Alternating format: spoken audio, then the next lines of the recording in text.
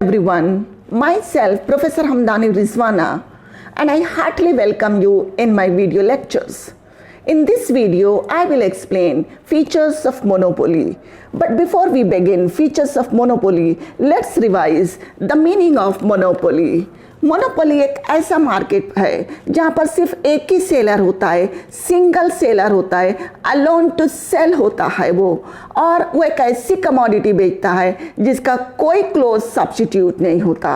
Monopolies की list में airlines, steel, oil companies, telephone companies, Google, Facebook, Microsoft Windows, Android operating system, Mahanagar gas, Indian Railways and currently electric car शामिल हैं।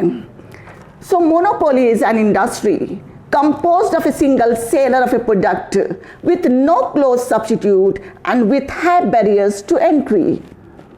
Features of monopoly includes number 1, single firm in the industry.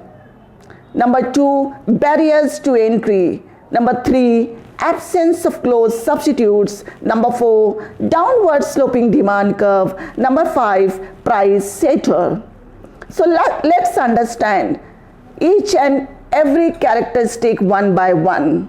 सबसे पहली characteristic जो है वो single firm in the industry. So monopoly एक ऐसा market है जहाँ पर एक सिंगल सेलर पूरे मार्केट में अपनी कमोडिटी को सप्लाई करता है। The entire market is controlled by him. और चूंकि मोनोपोली मार्केट में एक ही फर्म होती है और यही फर्म इंडस्ट्री भी होती है, so there is no distinction between firm and industry in monopoly. Firm और इंडस्ट्री में कोई फर्क नहीं होता। इसी तरह production, distribution and selling of the product भी मोनोपोली अलोन कंट्रोल करता है। क्योंकि मोनोपोली का कोई राइवल नहीं होता, कोई कॉम्पिटिटर नहीं होता, so without any worry of its rivals decision वो अपनी प्राइस पॉलिसी खुद सेट करता है। वो इंडिपेंडेंट डिसीजन मेकर होता है। प्राइस कब बढ़ाना है, कब घटाना है और कहाँ पर किस प्राइस पर सेल करना है, इसके लिए वो इंडिपेंडेंटली डिसीजंस लेता है। इसी के साथ साथ वो अपनी आउटपुट पॉलिसी भी खुद ही डिसाइड करता है। Next characteristic is absence of close substitute. जैसा कि आप जानते हैं, सब्स्टिट्यूट मीन्स अल्टरनेट गुड्स, मुतबादिल goods, the goods which can be used in place of another. Tea and coffee close substitute goods हैं। एंड मोनोपोली एक ऐसी कमोडिटी बेचता है जो क्लोज सब्स्टिट्यूट नहीं है बल्कि हाईली डिफरेंशिएटेड प्रोडक्ट सेल करता है। वो ऐसी कमोडिटी मार्केट में बनाता और सेल करता है जिसका कोई सब्स्टिट्यूट नहीं है, वैसा कोई सिमिलर प्रोडक्ट नहीं मार्केट में बनाते रहता है।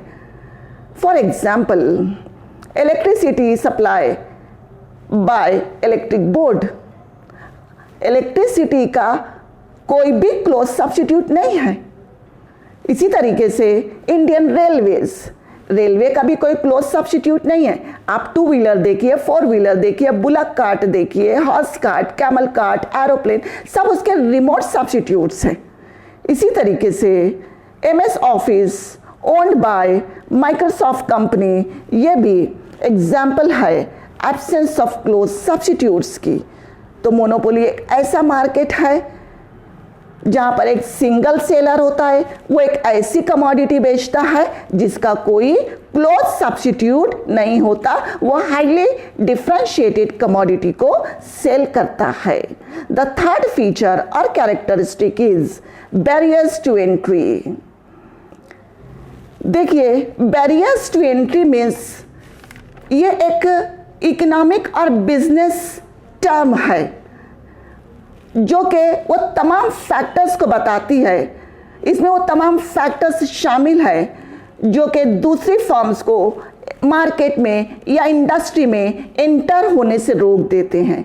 और बैरियर्स टू एंट्री में सबसे पहले हम देखेंगे high startup cost. Monopoly firm में बहुत सारी इंडस्ट्रीज, बहुत सारी फर्म्स इसलिए नहीं एंटर होने पाती कि स्टार्टअप कॉस्ट बहुत हाई होती है। फॉर एग्जांपल आप फोटो में देख रहे हैं, टॉप पर जो फोटो है वो यूरेनियम एनरिच प्लांट का है जिसमें मिलियन और बिलियंस ऑफ डॉलर्स लगते हैं। तो कोई भी फर्म इसमें आसानी से एंटर नहीं हो सकती। दूसरी, मुंबई और अतराफ के इलाके में महानगर गैस को आप पाएंगे। महानगर गैस जो है वो घर घर गैस सप्लाई करती है, लेकिन पूरा एक नेटवर्क पाइपलाइन का बिछाना जो कि गैस सप्लाई करे, उसमें बहुत हाई स्टार्टअप कॉस्ट लगती है। हाई स्टार्टअप कॉस्ट की मैं और एग्जांपल दूंगी कि oil and gas exploration and refineries. अब ऑयल और गैस एक्सप्लोरेशन एंड रिफाइनरीज जो होती है उसमें सबसे पहले तो ऑयल को एक्सप्लोर करना पड़ता है, उसमें बहुत हाई स्टार्टअप कॉस्ट लगती है। उसके बाद जो है ऑयल के वेल्स ड्रिल करने पड़ती है, उसमें अलग हाई स्टार्टअप कॉस्ट लगती है। उसके बाद उसके रिफाइनरीज बनाना, तो इतने इसमें मिलियंस और बिलियंस ऑफ डॉलर लग जाते हैं और हर फर्म आसानी से हाई स्टार्टअप कॉस्ट होने की वजह से इसमें एंटर नहीं होने पाती। इसी के साथ साथ बैरियर्स टू एंट्री में सेकंड जो पॉइंट है, सेकंड फैक्टर जो है वो इकोनॉमीज ऑफ लार्ज स्केल है।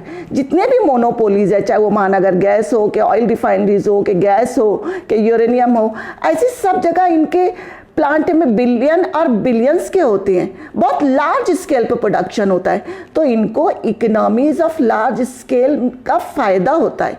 अब economies means advantages and economies in production means reduction in cost of production. तो कॉस्ट ऑफ प्रोडक्शन का रिड्यूस हो जाना मीन्स हमें क्या मिल रही है, इकोनॉमीज मिल रही है प्रोडक्शन में।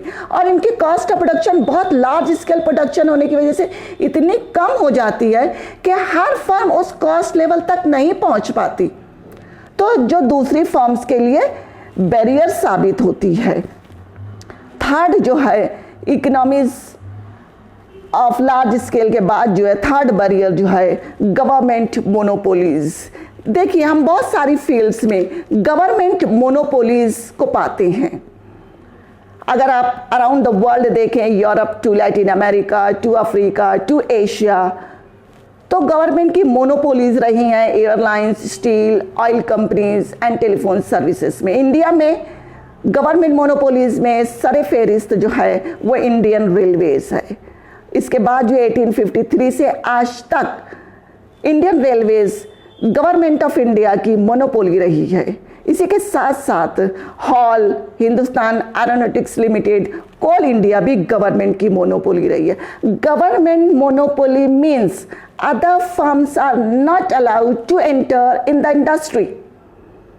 और इंडिया में before the policy of LPG 1991 telephone, telegraph, postal services भी गवर्नमेंट की मोनोपोली रही है।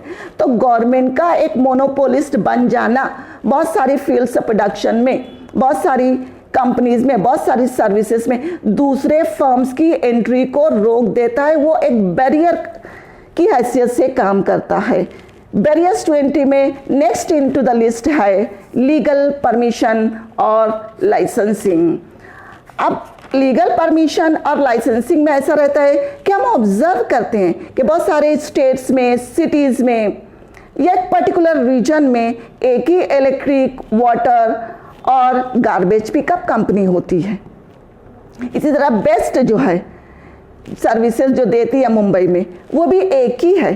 अब दूसरी फर्म्स को इन तमाम फील्ड्स में एंटर होने के लिए गवर्नमेंट परमिशन या लाइसेंसिंग लगती है।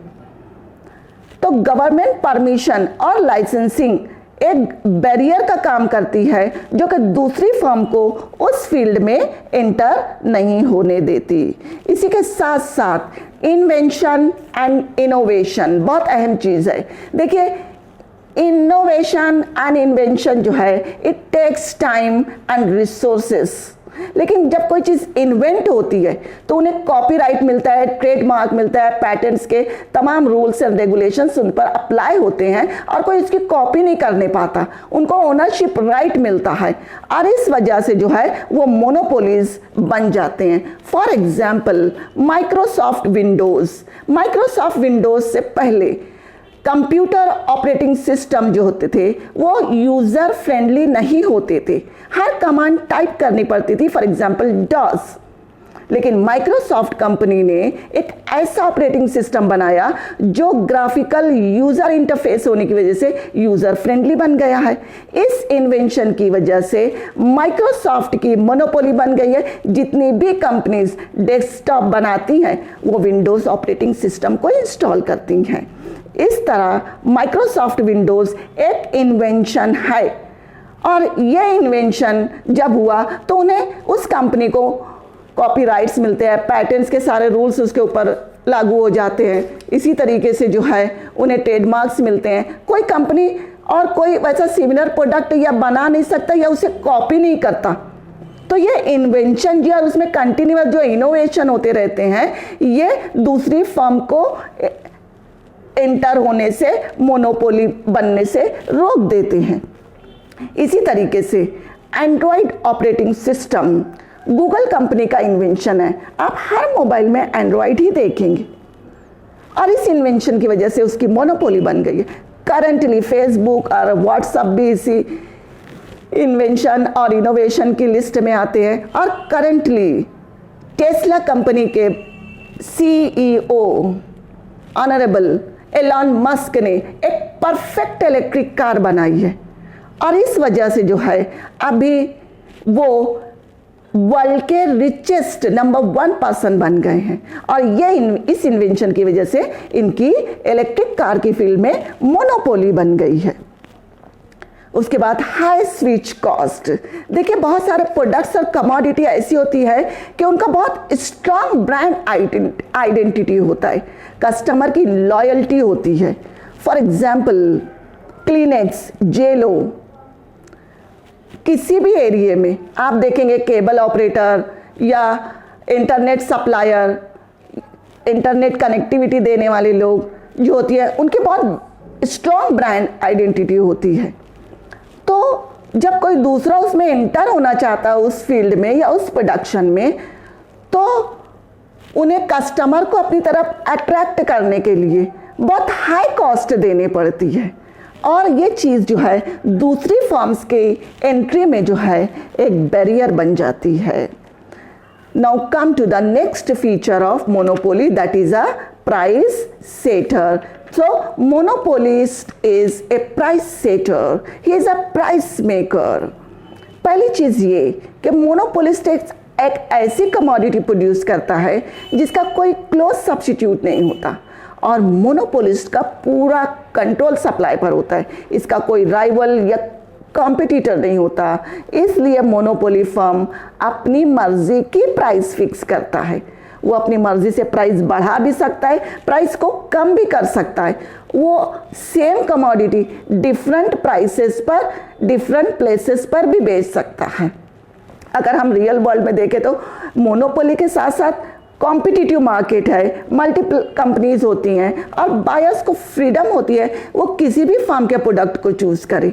और यही बात एक फर्म पर प्रेशर डालती है कि वो बेस्ट प्राइस पेश करे अपने कस्टमर को। लेकिन मोनोपोलिस्ट के साथ ऐसा नहीं होता। तो monopolist is a price setter, he is a price maker. The last feature और characteristic of monopolist is that उसका डिमांड कर्व जो है वो डाउनवर्ड स्लोपिंग डिमांड कर्व होता है।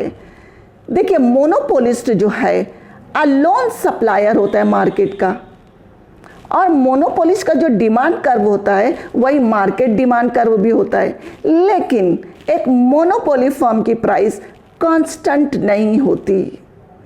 जब वो ये चाहता है कि उसका सेल बढ़े तो उसे अपनी प्राइस गिरानी पड़ती है, और प्राइस का कम करना सेल बढ़ाने के लिए उसके डिमांड कर्व को डाउनवर्ड स्लोपिंग बना देता है। तो आप देखेंगे एवरेज रेवेन्यू कर्व AR बना हुआ है जो कि डाउनवर्ड स्लोपिंग है, लेकिन मोनोपोलिस्ट का डिमांड कर्व जो है वो हाईली इनएलास्टिक होता है।